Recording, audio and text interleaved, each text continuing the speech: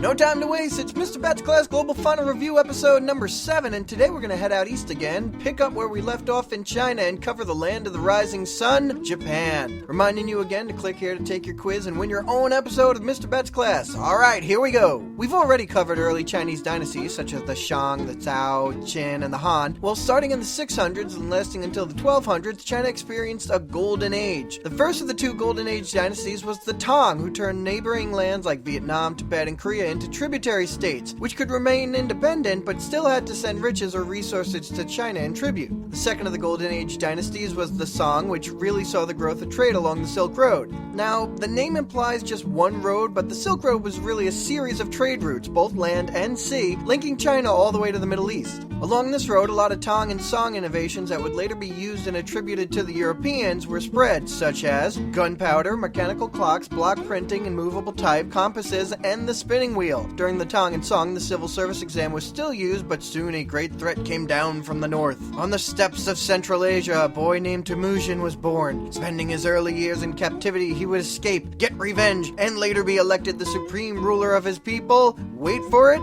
the Mongols. We know him as Genghis Khan. Using strict discipline and superior skills in warring and riding, the Mongols created the largest continuous empire in history that included China, Central Asia, as well as much of Russia and the Middle East. After his death, his empire was divided into 4 khanates. His grandson Kublai Khan even created his own dynasty called the Yuan, in which he kept his ruling Mongols separate from the Chinese people. He did, however, welcome many foreigners, such as the African traveler Ibn Battuta and a certain Italian fellow. Mario! Not him. Marco!